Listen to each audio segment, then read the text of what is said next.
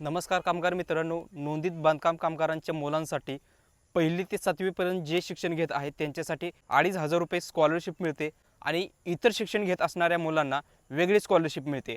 आता जर तुमची पाल्य जर पहिली ते 7वी पर्यंत शिक्षण घेत असेल तर त्यांच्यासाठी स्कॉलरशिपसाठी अर्ज कसा करायचा हे आज आपण या व्हिडिओमध्ये पाहणार आहोत। तत्पूर्वी तुम्ही जर चॅनलवरती नवीन असाल तर चॅनलला सबस्क्राइब करा, व्हिडिओ आवडला तर व्हिडिओला लाईक मात्र नक्कीच करा। व्हिडिओच्या डिस्क्रिप्शनमध्ये लिंक दिली आहे, त्यावरती क्लिक करा, नाहीतर एक ब्राउझर ओपन करा, त्यामध्ये महाबीओसीडब्ल्यू एवढं सर्च करा, पहिली वेबसाईट येणार आहे। या वेबसाईटवरती आपल्याला क्लिक करायचं आहे। यानंतर तुम्हाला खाली यायचं आहे आणि दुसरा टॅब आहे construction worker apply online for claim, ह्याच्यावरती आपल्याला क्लिक करायचं आहे। बघा, यानंतर सिलेक्ट ॲक्शन यामध्ये जाऊन इथं आपल्याला क्लिक करायचं आहे आणि न्यू क्लेम हा ऑप्शन आहे, याच्यावरती क्लिक करायचं आहे। यानंतर इथं रजिस्ट्रेशन नंबर आहे, तो रजिस्ट्रेशन नंबर टाकायचा आहे। लक्षात ठेवा, कामगार स्टेटस चेक करा, त्यामध्ये तुम्हाला रजिस्ट्रेशन नंबर आहे किंवा तुमचं लेबर कार्ड आहे त्याच्यावरती रजिस्ट्रेशन नंबर आहे हे टाकायचं आहे। आणि इथं स्क्वेअर बॉक्स आहे, यावरती क्लिक न करता प्रोसीड टू फॉर्म यावरती आपल्याला क्लिक करायचं आहे। आणि नोंदणी करताना मोबाईल नंबर दिला होता त्या नंबरवरती OTP गेला आहे, OTP टाका आणि व्हॅलिडेट OTP वरती क्लिक करायचं आहे। बघा, या ठिकाणी तुमचा जो काही कामगार स्टेटस आहे, तुमचा ॲक्टिव्ह आहे की पेंडिंग आहे ते दिसेल। त्यानंतर तुमची काय सगळी माहिती आहे ती कामगार नोंदणी करताना जी काय माहिती दिली होती ती सगळी माहिती दिसणार आहे। यानंतर खाली यायचं आहे आणि या ठिकाणी तुम्हाला जो काय अर्जदार आहे, जो बांधकाम कामगार आहे, त्या बांधकाम कामगारांचा या ठिकाणी तुम्हाला सगळी माहिती भरायची आहे। यामध्ये पहिला IFSC कोड आहे, त्याचं बँकेचं नाव भरायचं आहे। यानंतर बँकेची शाखा आहे ती शाखा भरायचं आहे, बँकेचा पत्ता आहे तो भरायचा आहे, खाते क्रमांक टाकायचा आहे। लक्षात ठेवा, जो बांधकाम कामगार आहे त्याची ही सगळी माहिती आहे, तीच माहिती इथं तुम्हाला भरायची आहे। अकाउंट नंबर आहे, हे अकाउंट नंबर व्यवस्थितपणे टाकून घ्या, अकाउंट नंबर कामगाराचंच टाकायचं आहे। त्यानंतर पुन्हा कन्फर्म अकाउंट आहे, पुन्हा त्यावरती तुम्हाला तुमचा अकाउंट काय आहे ते अकाउंट नंबर कन्फर्म करायचा आहे। यानंतर इथं जे काय सेंटर आहे ते सेंटर निवडायचं आहे।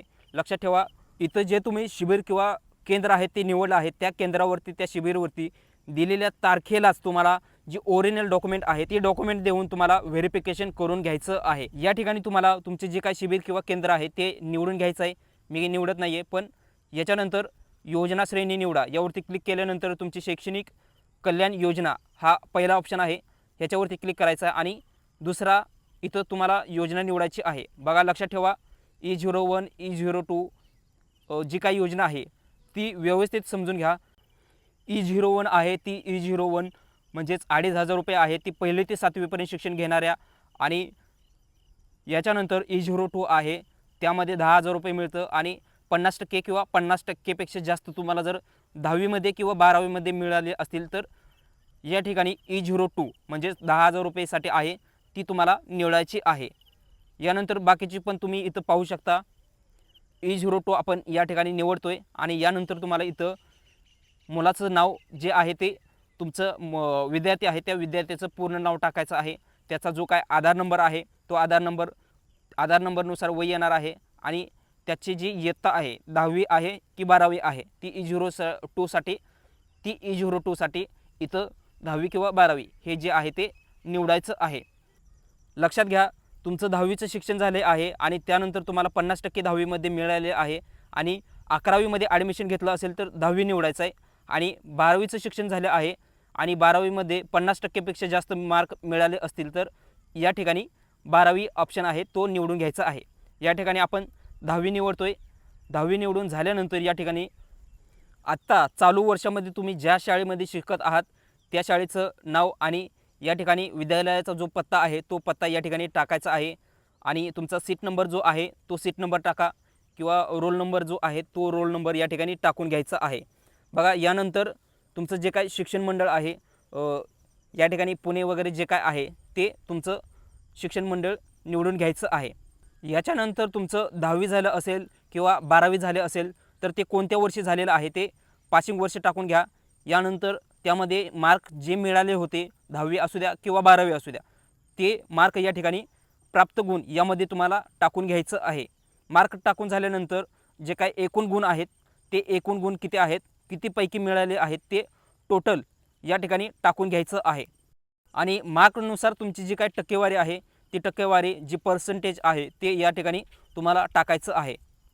यानंतर या ठिकाणी आपल्याला जे काही डॉक्युमेंट आहेत ते अपलोड करायचे आहेत. पहिला इथं जे काही मार्क लिस्ट आहे ते मार्क लिस्ट अपलोड करायचं आहे. 10वीचं असू द्या किंवा 12वीचं असू द्या.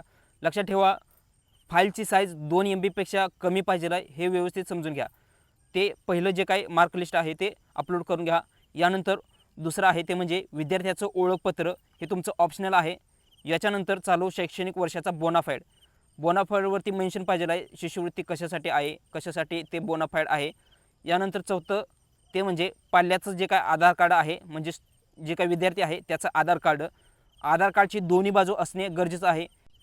यानंतर तुमचं जे काही रेशन कार्ड आहे ते रेशन कार्ड अपलोड करायचं आहे. लक्षात ठेवा रेशन कार्ड आहे त्यावरती जे काही पाल्य आहे म्हणजे जो विद्यार्थी आहे त्याचं रेशन कार्डवरती नाव असणे गरजेचं आहे. जर तुमचं रेशन कार्डवरती नाव नसेल तर लाभ मिळणे अशक्य गोष्ट आहे.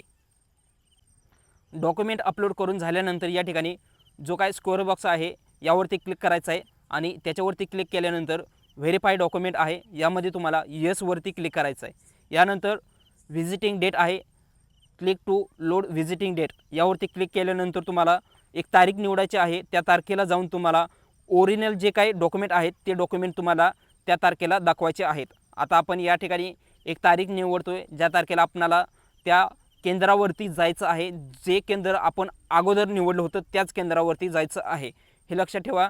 या ठिकाणी असं मोकळं दिसलं पाहिजे आहे. या ठिकाणी एक तारीख आहे तर एक तारीख आपण निवडली तर तारीख निवडून झाल्यानंतर या ठिकाणी आपणाला हा जो स्क्वेअर बॉक्स आहे यावरती क्लिक करायचं आहे.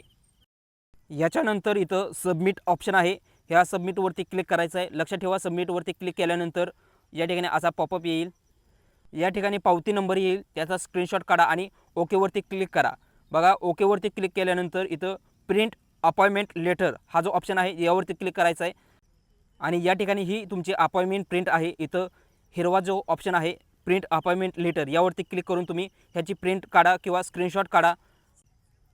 व्यवस्थित समजून घ्या. इथं प्रिंटमध्ये जे तालुका सुविधा केंद्र आहे त्याच सुविधा केंद्रावरती तुम्हाला आणि जी तारीख या ठिकाणी दिसत आहे त्याच तारखेला तुम्हाला डॉक्युमेंटची व्हेरिफिकेशन करण्यासाठी तिथं जायचं आहे. आणि हे व्हेरिफिकेशन झाल्यानंतर तुमचा जो काय क्लेम आहे तो क्लेम तुम्हाला मिळणार आहे.